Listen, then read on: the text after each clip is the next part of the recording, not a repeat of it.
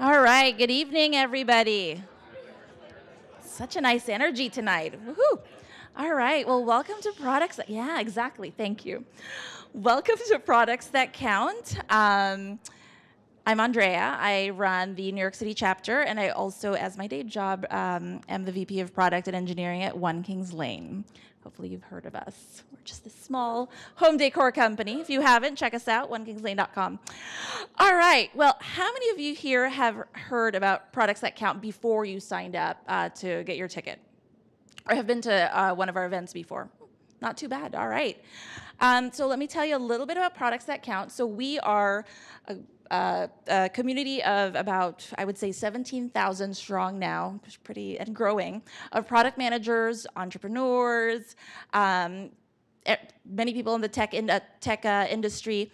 And what we really do is provide rich programming for people that love to build products. What do we do to make products great or products that count? So we put on this monthly speaker series where we invite great speakers like Jason tonight to talk about those tips and tricks and unique ways that they think about how to make products great or products that count. We also do a monthly newsletter. We do podcasts.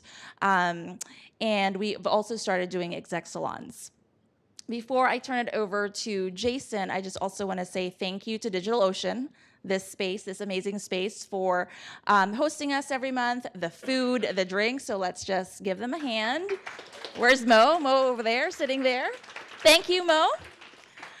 All righty, very excited to introduce Jason tonight. So Jason is the VP of Product and Engineering from SoulCycle. How many here have heard about SoulCycle? Come on now. All right. All right. Very exciting. He was also previously founder, a CTO, VP at companies like Noodle Education, Schoology. Nailed it. Did I do that? Okay, awesome. And Condé Nast. So I'm very excited to have him come speak tonight. Let's all give him a warm welcome. Welcome, Jason. Thank you. Cool. Can everyone hear me okay with this? Cool. So I'm super pumped to be here, and thanks for having me. I checked out a few of the videos when I got asked to come talk, and I was pretty impressed with the speaker lineups that existed. I was like, oh boy, they want to come hear about SoulCycle? And I'm just privileged to be here and tell you guys what we're doing over at SoulCycle and how we're trying to make a difference. So before we jump in, wanted to just give a quick background on myself. She mentioned it before, but mostly have been in the ed tech space and media space, and mostly managing engineering teams and here and there product teams, depending on the role and depending on the responsibilities. And I've been with SoulCycle about 2 years, and most of you know SoulCycle, it sounds like, but just to really paint the picture, SoulCycle is more than a spinning class. And I know everyone's like, okay, whatever. But it really is. It's a full body workout. It's an experience different than any other spinning class you've taken. At the end of the day, when I first got the phone call 4 years ago to come talk with SoulCycle and take over product and engineering, and you heard me right, 4 years. I've only been there with them 2 years. I turned them down. I actually said, amazing brand, sounds really cool. What the heck does a product and engineering person do at SoulCycle? You're a spinning company, right? How am I going to make a difference there? And as much as I loved and had passion for that space, I just couldn't see how I was going to make a difference there. Because at the end of the day, I'm going to show you a video of sort of how they pitch SoulCycle. And this is recent, just to show you the difference between a class. It's not about a bike, it's about you. This is about you. This is about you. You. Your purpose. Your goals. Your drive. This is about you. What are you looking for? What are you looking for? What's your story? What do you need? Everybody comes for a different reason. You don't have to be perfect. It's not about how we look. Inspiration is on the inside. It's about you coming and believing. You finding your best self. Whatever it takes. So find it. Find it. Find it. Get it. It's yours. Find it. Break through. Push it. Show up. Right now. Find your breakthrough. Take it to the next level. A higher expression of yourself. Your badass self. Find your happy place. Find yourself. Find your soul. Find your soul. Find your soul. Find it. Find your soul. Find your soul. Find it. So you can see completely different than what you would have expected when I first heard about SoulCycle. Let me switch. And again, SoulCycle was tremendously successful. When they reached out to me, they were growing so fast. They weren't even spending money on marketing. You had this company that we didn't pay Michelle Obama to talk about her going to class every week, or Beyonce. So they were getting so much advertising and so much growth.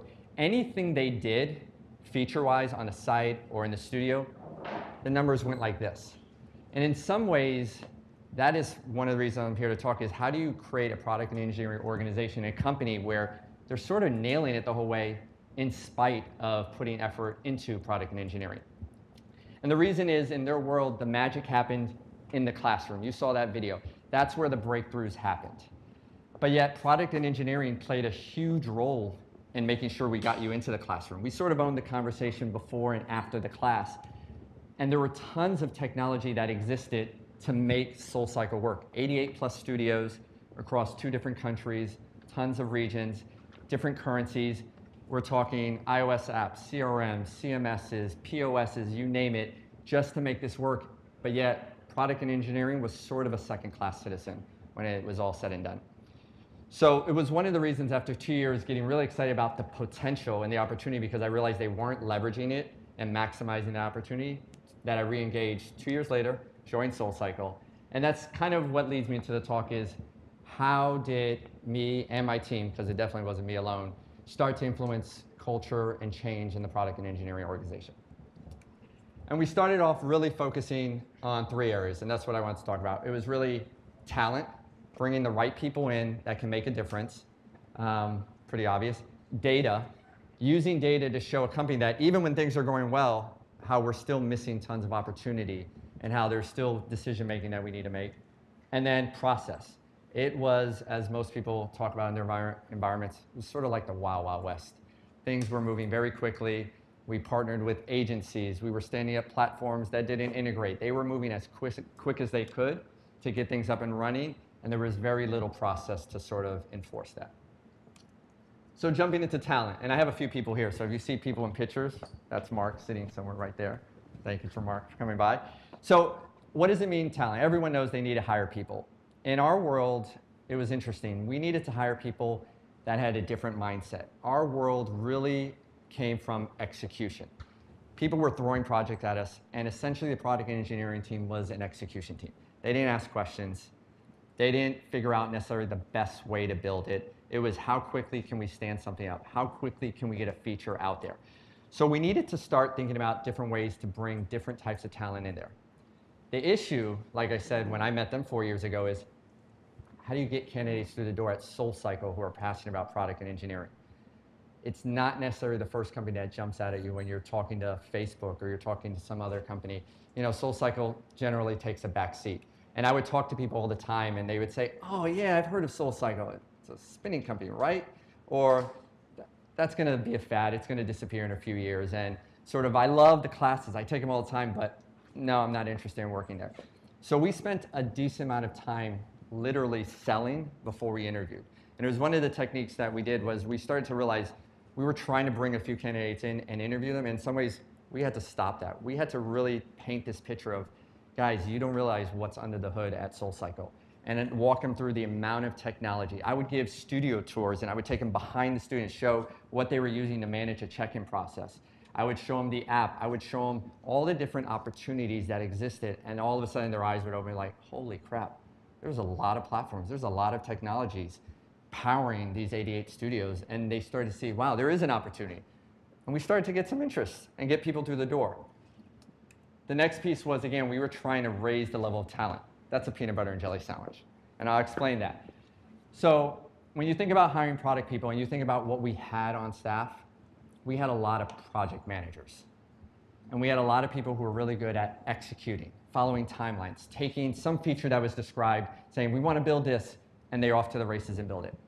And I use this as an example of how we tried to change the mindset of what we were hiring.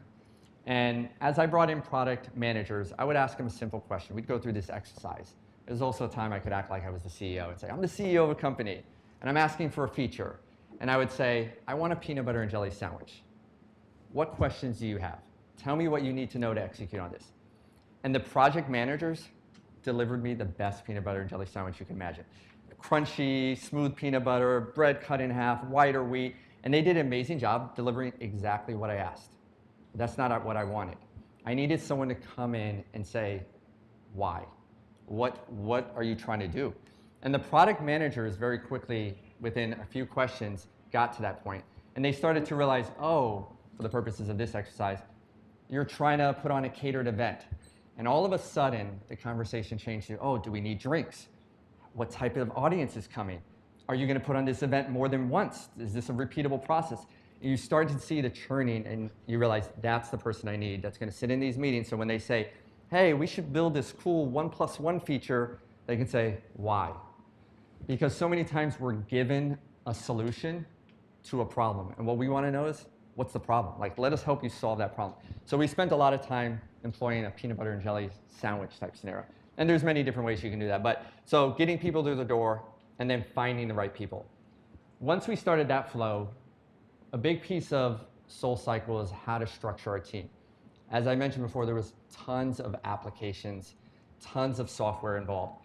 And when you're supporting everything from POSs to CRMs and CMSs, and the list goes on and on, I've worked in environments where you have product experts, and they're like, this is the person who knows the POS the best. And they know every feature, and they put together a roadmap, and they can map out everything that goes along. One issue we had with this is I'd have to hire a hell of a lot of product people. I mean, the team would have to grow very fast. And as much as I'm painting this picture of that, the floodgates open, no, it's still difficult to hire. We're still selling people before they come through the door. It also didn't necessarily match the way we think about rider experience. When you think about someone coming through the door and us improving that rider experience, they touch like half these platforms. So then you create this scenario where in order to complete one feature, you're putting it on one Scrum team, then it's going to another Scrum team, and you have to line them up perfectly just to get it across all these different platforms. So instead, we started to say, well, why don't we set up the teams the way we're trying to solve these problems? And these aren't the actual ones, and I have some placeholders, but the goal was to look at things from retention, and what would it take to have a team focus on that and move the needle in that way, or acquisition and activation. And that allowed them to, one, have control over the entire experience of that feature. It also made it complicated because, yeah, behind the scenes, there's 4 or 5 different applications now these engineers need to support. So in some ways, that forced some cross-training on our engineers and are forcing them to touch different systems that they don't necessarily know.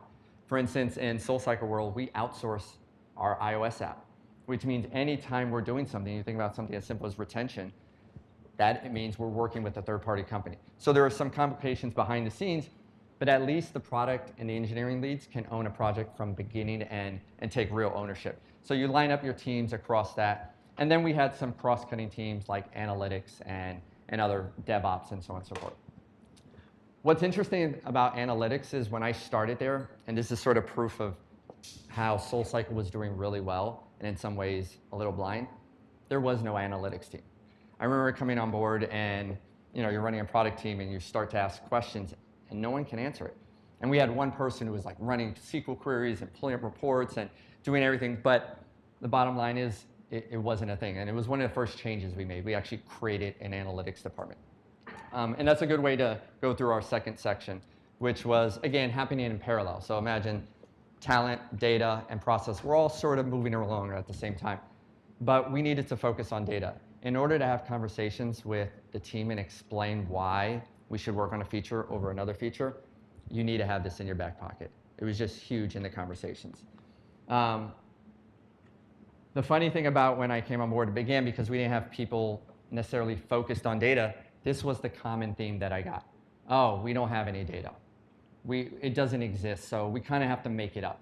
And most of the projects, as you go through, and I'm trying to enforce a process and say, okay, tell me what you think the return on investment on that. Well, we don't really have data. And in reality, that wasn't true. We had tons of data. We needed more data for sure. We needed to do a better job at tracking. But we had tons of information for the basic projects that we were working on. We had enough to make some decisions. What we didn't have was really a culture of data. They didn't think that way. In their mindset, that was not a piece of the puzzle. So instead of working on what data we had or didn't have, we forced people to start to answer questions. We spent a lot of time getting them to start looking at the reports that we had and working with the finance team and the analytics team and put them through a process to say, no, we're not going to consider this. Find out what we do have. Even if we don't have a complete picture, let's do it. And to show some of the success of this, I won't go into this too detail, but we're now at a point where we've actually stood up a data warehouse. We're a few weeks away from launching. And not only do we have data from our core systems, we're collecting it from a bunch of other sources as well. So it makes it easier to paint a picture of a rider, because we used to have this small, tiny view of what they did on our website or what they did in certain areas. And now, essentially, we're adding more and more sources so we can have a holistic view of this rider comes in, this rider came from this source, this rider purchased 5 T-shirts, this rider likes to ride in the morning. And we're able to understand and start to think about segmentation and what it means to offer different things to different riders. So we're making tons of progress here, which is great. To give an example of that, because again, we're talking about these 3 pillars that we're focused on, I wanted to walk you through how, when you're combining data and talent, how it could have an impact. So we look at the business like a lot of people. We're acquiring riders. And we have this middle phase, and I've sort of made up numbers for the purposes of not exposing too much about SoulCycle. We have this phase called activation. And for us, activation is a phase where we've acquired you as a rider, but you're not really committed to SoulCycle. You're sort of checking it out. You're testing the water a little. And what we realize is if we can get you to about the 6th ride, that's when the magic happens. And the reason we know that, we actually have data to show that. We have, it sort of falls into this habit-forming mode. We notice that you start to download the iOS app.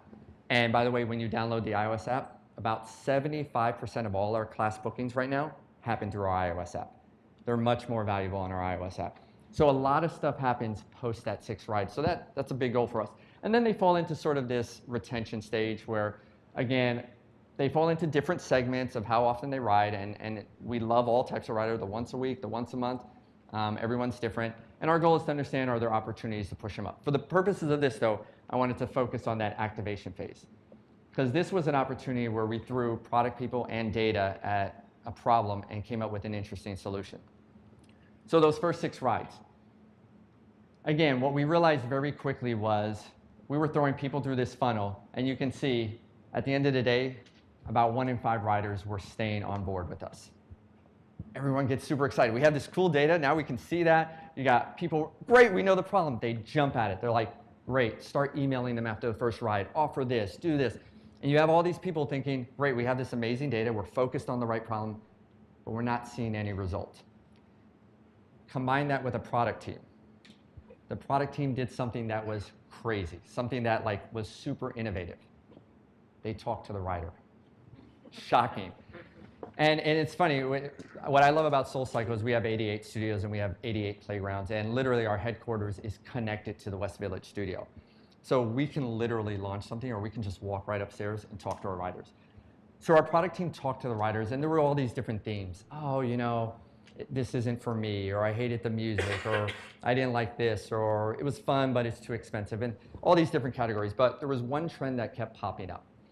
And it took a while to sort of get to that, but it was around sort of not being prepared. It was, well, I didn't know what to wear and I was uncomfortable, or I didn't know it was this long, or I didn't know the weight sessions were a thing. And we started to realize, holy crap, there's a lot of people who just didn't know what to expect. We're spending all this time on trying to convince someone who had a horrible experience and come back for ride 2, when in reality, we created this new scenario. It's actually ride 0. Once we know a rider is actually signed up and interested in going to a class, that's the opportunity to educate them, to prepare them for what to wear. We created videos, we prepared newsletters, and it was a nice opportunity to say, hey, when you come here, this is what you should expect. This is how early you should come. You know, expect to wear something comfortable. Expect that by the time you do the weight series, you're about 66% the way through the class, so you know you're almost there. And we started to do that, and immediately we saw an uptick, and all of a sudden people starting to convert. Are we there yet? No. We're still not there. There's still lots of work to do. But it's just an example where the product team quickly identifies saying, holy crap, has anyone talked to the riders, and can quickly create that trend. So combining data and talent, huge win for us. While all of this is happening, we still got the Wild Wild West. We got requests coming in everywhere. And you start having these talent, and they're going to get pretty frustrated if we don't create an environment that's conducive to like improving things. So real quickly, the way it worked in SoulCycle is the way it works like in most companies. You had people coming up with great concepts and features and sending it over to product, and they're sending it over to engineering, and you have this flow, except that we have a lot of departments. We have a lot of people who have great concepts and great features that they want to pitch our way. And the problem is it's all happening in isolation. So when we're saying no to talent, we're the bad guys. Product and engineering can't do it. They don't have the bandwidth because it's all happening in isolation. The other biggest red flag I have for this is we're over here. I want to be over there. I want to be part of that request funnel.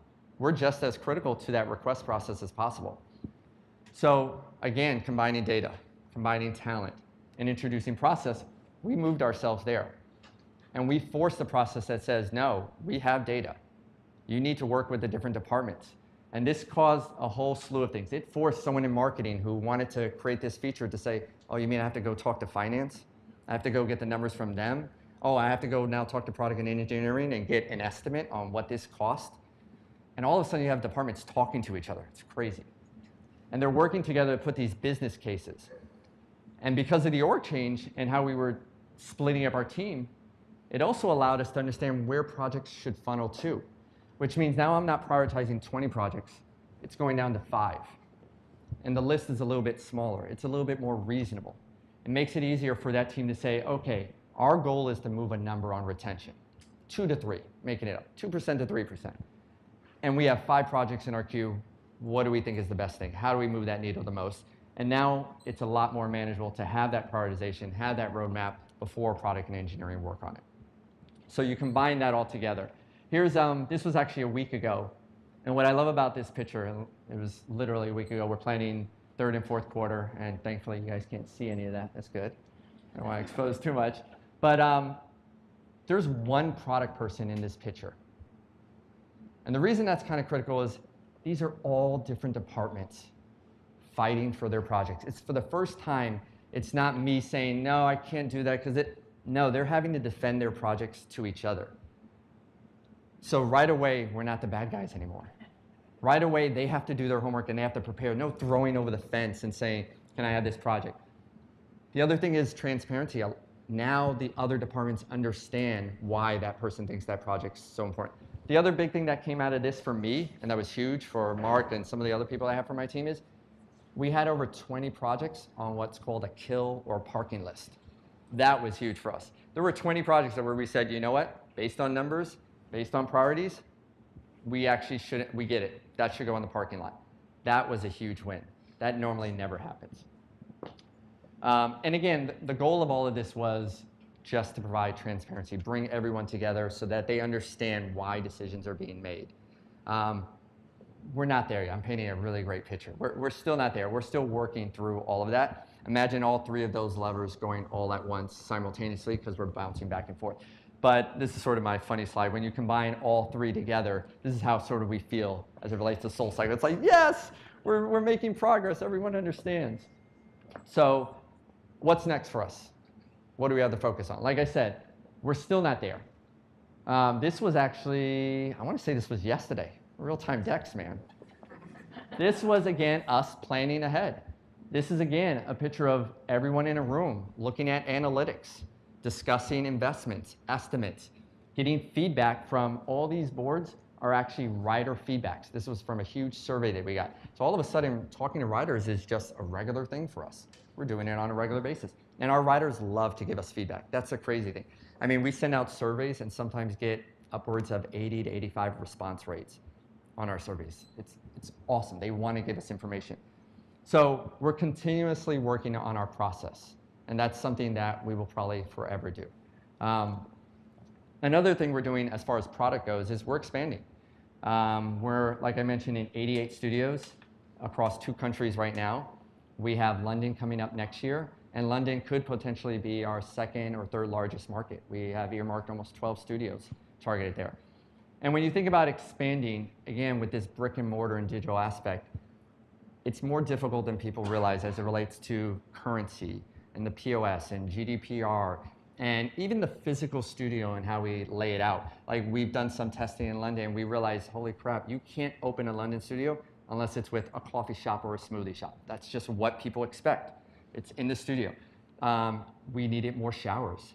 In London, people were coming out of their spinning classes, ironing their dresses right before. They expected, 9, 10 showers and bathrooms. So that impacts how we actually create our studio. So there's a lot of work that goes into just the expansion of our studios. And we're continuing to evolve on and off the bike. So I don't know how many people have heard of Soul Annex, but it's a class that has no bikes whatsoever. Everything from strength training to yoga to sort of dance. Right now it's out in the Hamptons, and it was in response to rider feedback, wanting a space where they can continue to engage with our instructors. A lot of our instructors already taught classes off the bike, so it was just a natural extension, and we're still testing and seeing how riders like this and what they want from this, and understanding, is this something that should exist everywhere? Should all SoulCycles have a Soul Annex next to it? Or are these just one-off studios next to a bunch of SoulCycle studios? So we're still learning. We've introduced new class types. I don't know, has anyone ever heard of Activate or taken an Activate class? Oh, one person did. So if you haven't, and you're into sort of glutton for punishment, those classes are extremely hard. We outsourced to another company to do some analytics on everything from heart rate to training and intervals. It's essentially a very high intensity training class. That's why you'll see the stopwatch there, where they really push you to the limit. Most of the classes do about 3 to 4 weight sessions in the middle of class. Some of the weight sessions are being done while you ride the bike. So it's a pretty intense class. We also released a new bike. Over the last, I would say, 6 months, we've been rolling out, and it's almost everywhere. There's some regions like Florida that still haven't gotten it. And what's interesting thing about this is you're like, okay, it's a bike. How much do you get out of that? Is this unlocks a few different things. This new bike has the potential to capture data. And that starts to open the doors for a lot of different things. Right now, actually, if you go to our FiDi and Roslyn studios, riders are already participating in this. They essentially are opting in, and they get their class results right after the class. And they can start to measure power, watts, RPMs. We're looking at potentially how do you ride to the beat. And there's a lot of opportunity here with this data to go well beyond the studios, and we're testing that out right now. So we're pretty excited about rolling out those bikes. And that's it.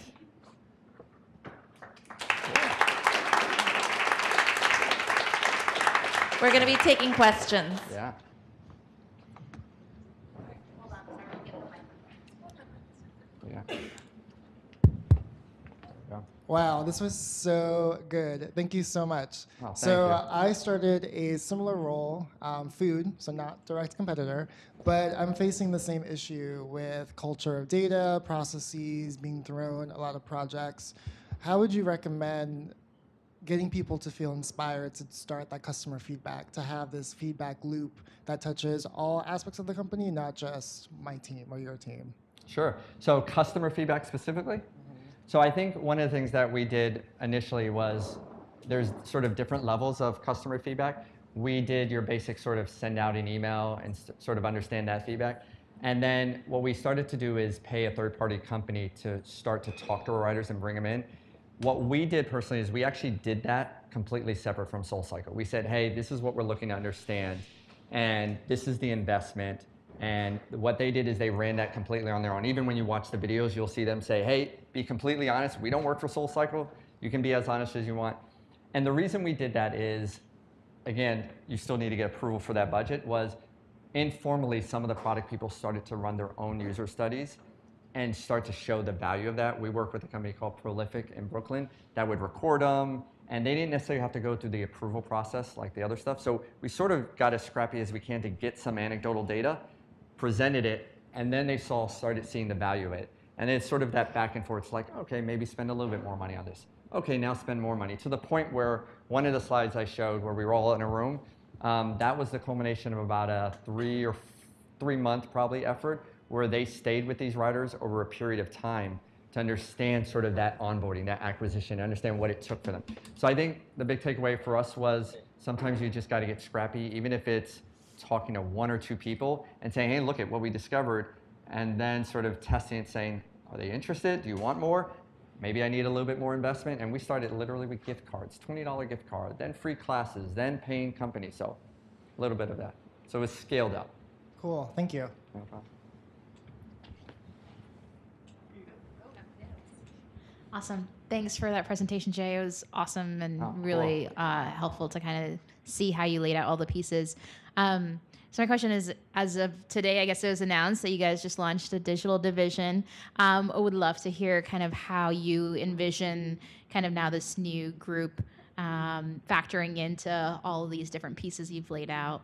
Yeah, we're excited. So again, it's interesting. SoulCycle plays an important part of people's lives. And in some cases, it's the best part of their day. They look forward to going to SoulCycle. And what we realize is that there's a few reasons. Some of it is their instructor and hearing the instructor, the music. And what we started to realize is that people wanted more of SoulCycle. And they weren't too sure how. And we still aren't too sure how, but we know that music, we know that instructors, we know that content is consumed by them very rapidly. Anything we put out, they want it and they want it more. So that is in response to the writers asking for more SoulCycle. And I think what we're trying to understand is, what if SoulCycle is bigger than the class? What if SoulCycle is really this sort of 24/7 ecosystem where it's really about well-being, it's about healthy living, it's about inspiration. And that comes in a lot of formats. And maybe one day it's a class, but maybe another day it's a podcast. So right now it's still early days and we're just trying to figure out how we can play a bigger part in people's lives. Awesome. Thank you. Cool.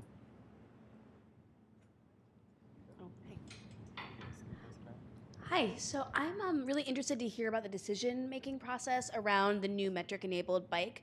My understanding was that part of SoulCycle's differentiation between Peloton and Flywheel was that it was more of a qualitative experience rather than a quantitative experience. So hearing about this new bike was definitely news to me. So I'd just love to hear about how your team and the overall organization came to that decision. Great question, and you must have been in some of our meetings where that was a big debate. I mean, so first to clarify, you're absolutely right. One of the bread and butter of SoulCycle is this concept of you enter this dark room and there's no technology, and you can concentrate on the ride. In fact, you'll see a lot of instructors complain if they see a watch light up or if you have your phone. Their goal is to really have you focus.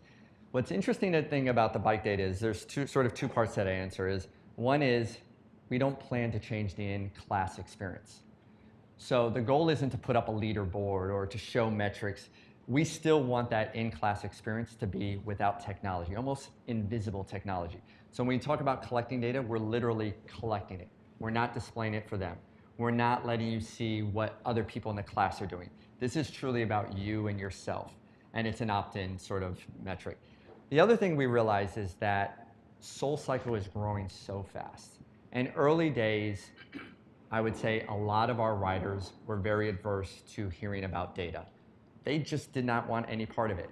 Now, if you look at a SoulCycle class, you'll see 20, 30 people walking in with their Apple Watch, clicking it. Our audience has changed over time. Our audience is asking for data.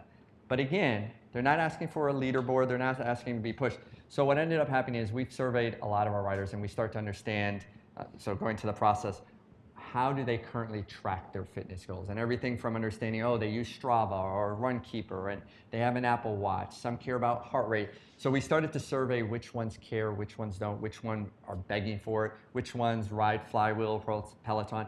And we put all that data together to understand, okay, there is an audience that is interested in it. It shouldn't be front and center, but what we can do is create a way that they can collect the data without it being so intrusive, and the riders who don't want it never have to be involved in it.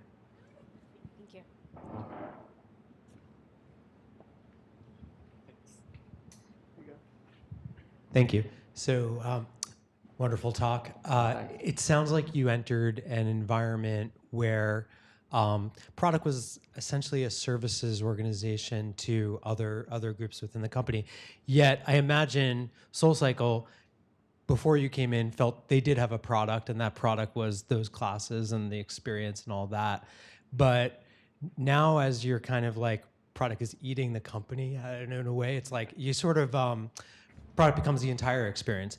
How do you then work within the organization to kind of help integrate what had been like the incumbent existing product into the entire like holistic experience? Great, and that's one of the best parts about SoulCycle. You know, I've come from environments where it's 100% digital, and you make a change and you can kind of control the environment. It's on a web or it's in an app. What I love about SoulCycle is we make a change, and all of a sudden, I can physically see the impact to a check-in process.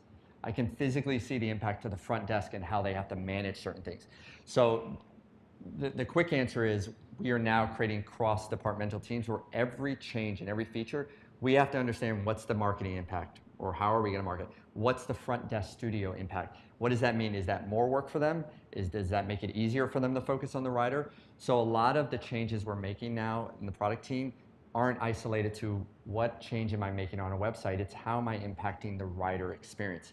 And sometimes that's physical, sometimes that's digital, and most times it's a combination. It's truly the definition of sort of that omni-channel sort of experience where it's not just across a phone or a desktop, or it's physically when you walk into the studio. What is the impact of rolling out something like digital signatures so that when you're walking in, you're not physically signing papers and stuff like that. So the quick answer is cross-departmental teams all weighing in, understanding, okay, I want to do this feature. How does that instantiate across the entire organization? Even down to like customer service and someone calling and saying, hey, what happened? This doesn't work for me. They need to be aware, oh, we rolled out a feature that impacted in studio and so on and so forth. Thank you.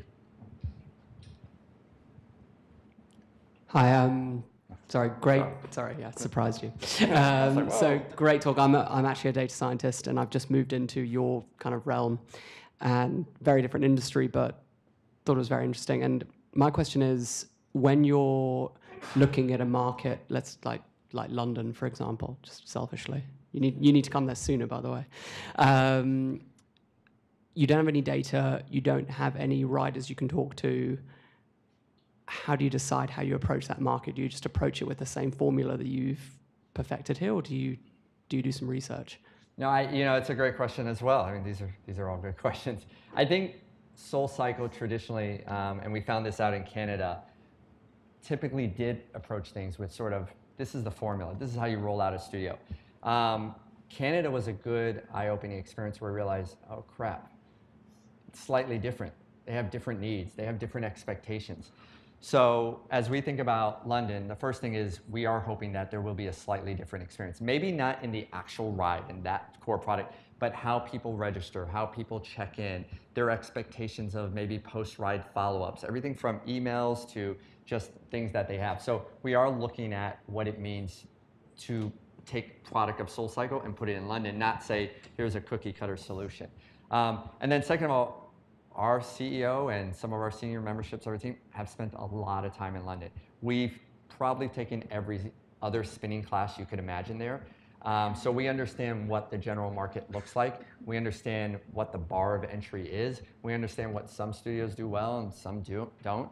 And our brand does help in terms of we have riders all in London begging for us to come. And either because they've traveled here and they've experienced it, or they just want a higher level experience. And then we have a relationship with Equinox. And what's nice about having that relationship is they're in London already, and they're in other parts of the world. So we also get some insight, actual data associated with members and how they sort of function in their day-to-day and what their interests are. So it's a little of a lot. It's data that we're getting from Equinox. It's us going there and really testing every class there. It's us understanding what we learned from Canada. And you can see how that impacts everything from the studio and how you build it to all the digital projects that we need to do to support it.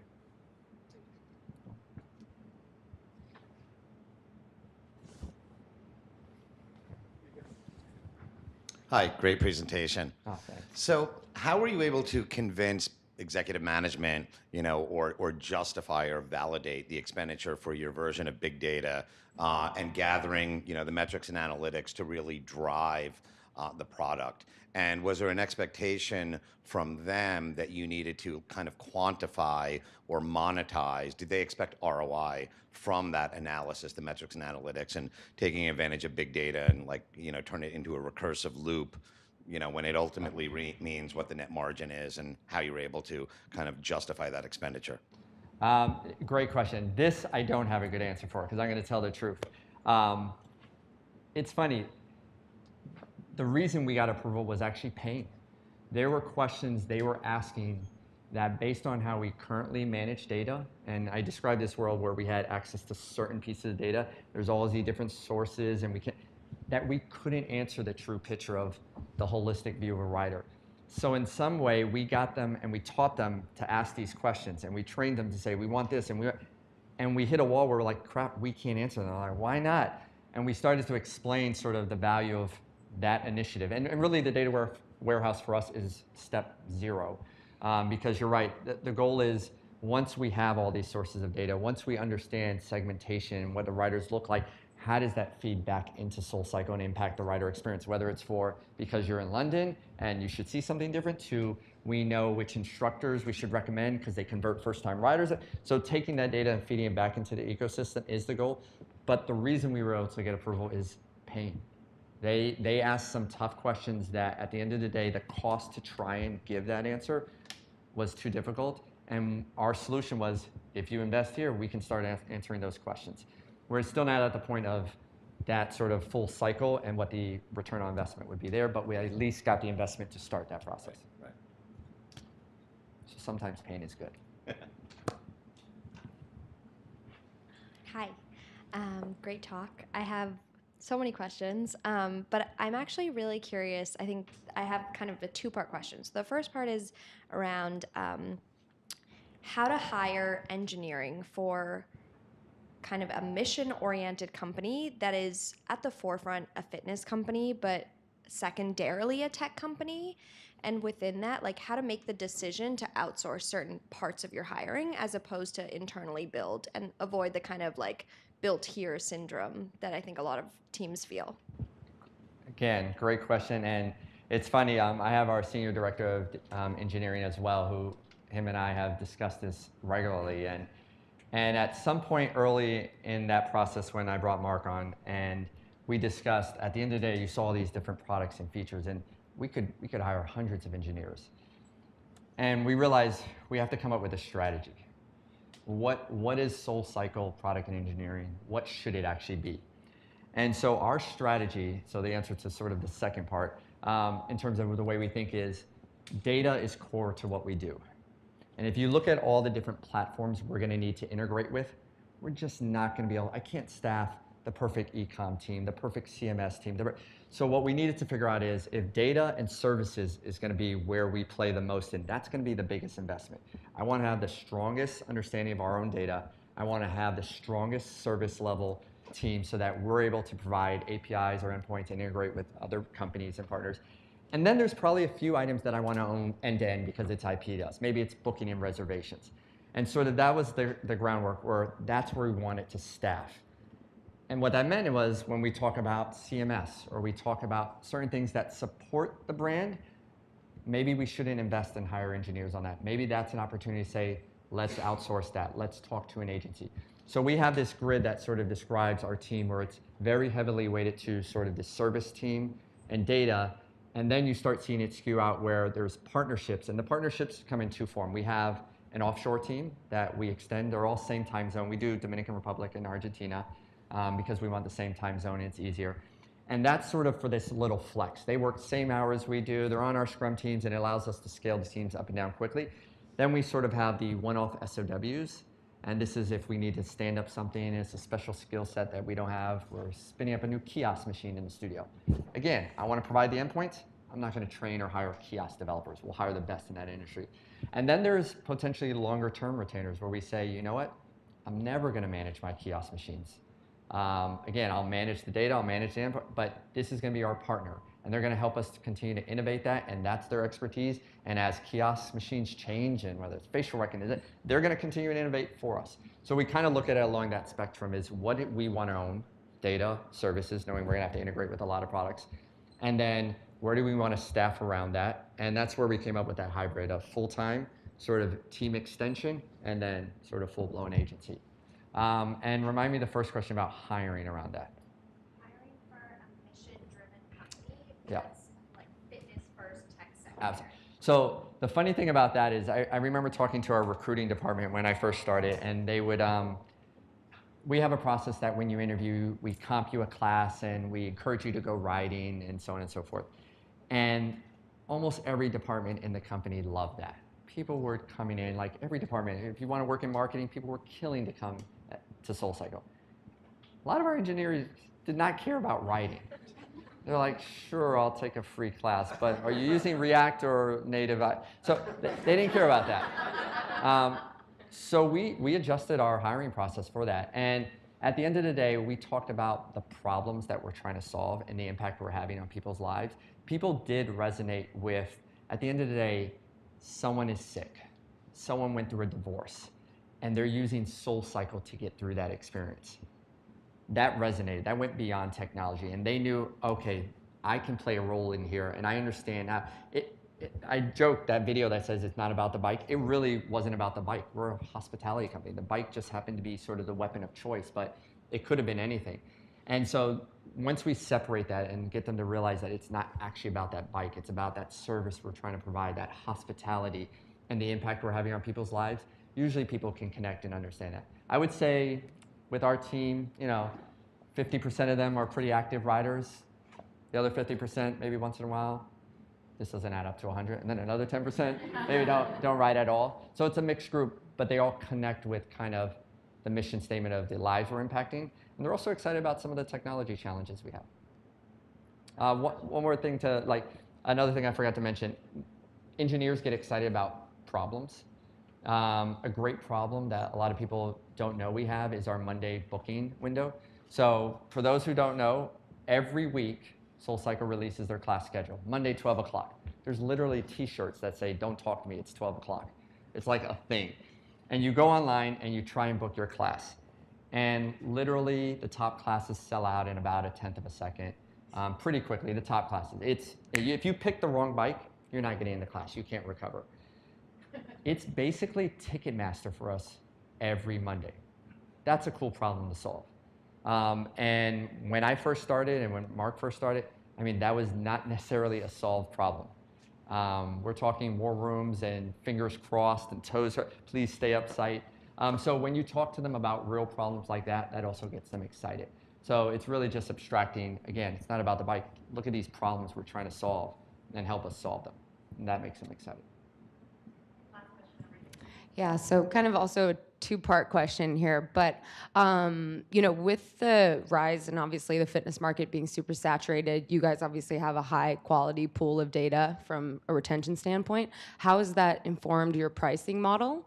SoulCycle does not run a bunch of deals or Groupon or sit on ClassPass, and even though the consumer has changed drastically, they pair spin with yoga, with Pilates, with boxing, how have you continued to stay within the same pricing model? And then secondary to that, with the rise of dynamic pricing, obviously, ClassPass, MindBody, these folks are introducing this. Do you see yourself adopting that or continuing to kind of commit to this like $35 drop-in? We're not veering from Sure. Yeah, I'll take the second one first. So at SoulCycle, we are open and reviewing all options. So I would never say never. We look at all the opportunities. We spend a decent amount of time studying pricing by market, understanding everything from the potential with student SKUs or teacher pricing and deals. And we spend a lot of time even understanding what a 5-pack should cost versus a 10-pack. So we have huge finance teams dedicated to doing that. So the second part is, yes, we would be open to it if it makes sense. The first part is interesting because we consider ourselves a luxury premium brand. And in some ways, it's one of the reasons why you won't ever find us on ClassPass. You won't find us on giving out deals here and there. We rarely ever, by the way, I think we're going to give away a few classes tonight, but we don't just give out classes at a discounted price because we think it sort of talks to the quality of the service we provide. And that relates to everything from the moment you walk into a studio and the products that you can use. If you've been there, we have high-end Le Labo products for your hair. I don't have a lot of hair, but hair and sort of shampoo and stuff like that, to just how much we pay our instructors and the training investment we put in them. So we spend a lot of time making sure our product is of a higher quality, which is why we feel comfortable being pretty aggressive with the pricing. And we feel pretty comfortable that we're holding true to that. But again, never say never. As we start to understand what's working in different regions and we understand sort of what isn't working, I think we're going to have to understand where our price should be. We've launched in markets, for instance, in Canada, where we came out with one price and 6 months later, we went up right away. It was quick. We realized, actually, we're priced just like everyone else. We're selling out. We have a premium product. We should actually be priced a few dollars more. So it's a constant conversation. It's actually a pretty cross-departmental committee because it impacts everything from operations and customer service. They get all the emails when we raise a price or we do anything. So they work together constantly to manage those expectations. My question is, We'll do one more. Yeah. okay, I'm just curious. I know in New York City it's $35. Is it $35 everywhere? No, so in New York City, we actually just raised it to 36. Okay. And each region is different. And each region sometimes has different offerings associated with it. A good example is in the Hamptons, it's a little bit more, but it includes shoes and water. When you walk into a class in the Hamptons, your shoes and water are already on the bike. And that's the nature of that area. A lot of people visiting the Hamptons aren't carrying their stuff. In Texas, our class is a few dollars cheaper. And it ends up being a very high college student demographic, and that price part works. So we actually have different pricing per region. So as you travel, it's different. What's the lowest? In other words, in Indiana, I don't know where. I want to say $28. Yeah, the 28 may have gone up, and I want to say it was Seattle at one point that we just bumped up. Yeah, but there's a few regions. Florida's up there. 30 Yeah. now. Okay, is that 30? Is that the average, or is that the minimum, or? Oh, good question. So on average, I think our blended rate's roughly around 31 something when it comes across the board. Okay, thank you. And speaking to the demand and why we're not necessarily shy on the pricing, because of our Monday bookings and people fighting to get the bikes, just to put in perspective, people are fighting getting there, they're dropping their classes as quick as possible. We offer a service because it's so difficult to sometimes get in a class. It's called Super Soul. So you can sign up for a Super Soul class and you can book up to 4 weeks in advance. The cost of that bike is almost 2x, and people are very comfortable paying that because that's how bad they want their particular bike in the studio. And it's a concierge service. You call them up, they manage your bookings and everything for you.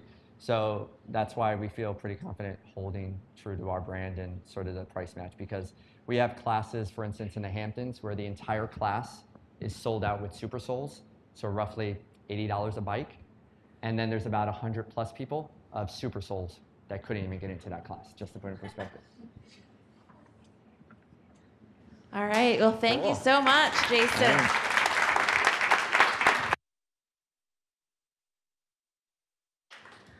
So as promised, as Jason alluded to, we are raffling out some really cool stuff tonight. So hopefully everybody kept their tickets. Before we do that, we also do a thing here called shout outs. So as we start preparing for our raffles, anybody who wants to, it's your 15 seconds of fame.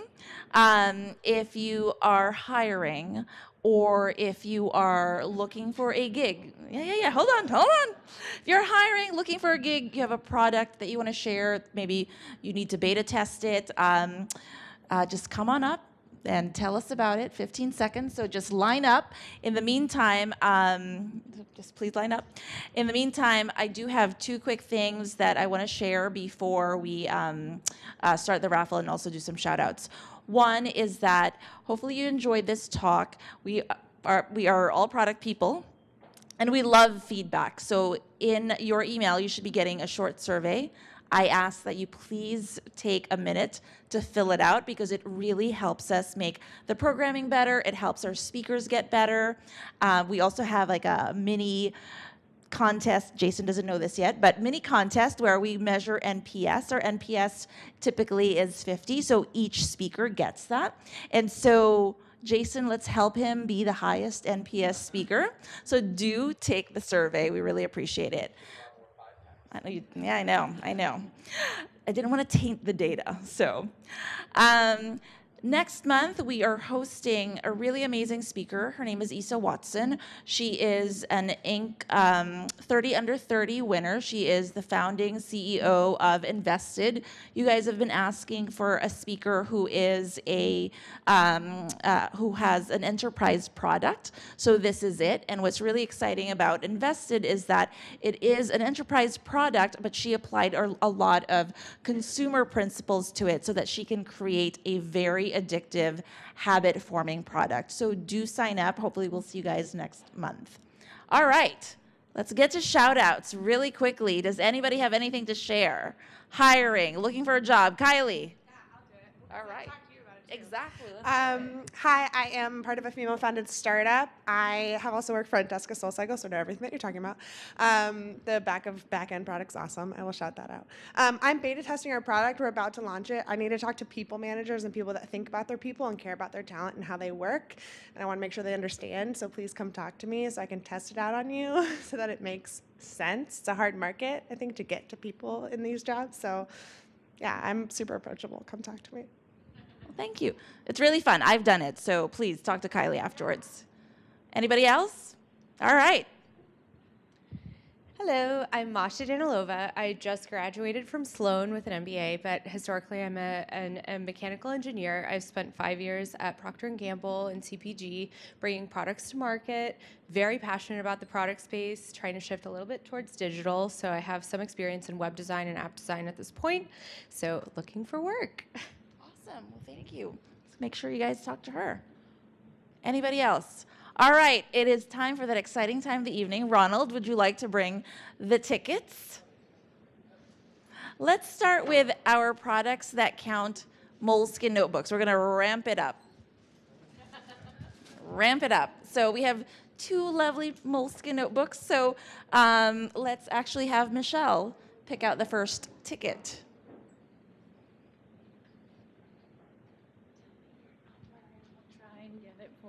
She doesn't take one.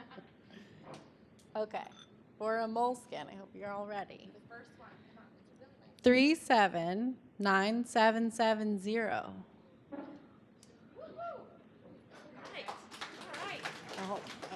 Oh, you can't put it back. What? Oh, you're gonna. I was like, don't put it back.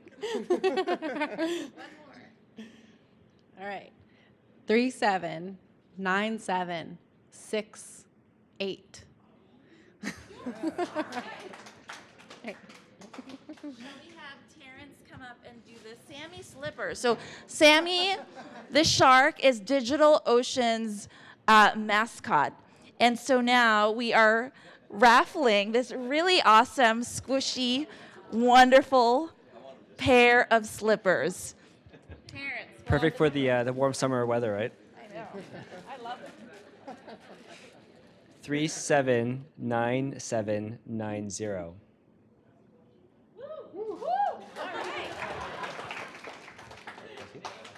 We're going to ask somebody from SoulCycle to pull the next two.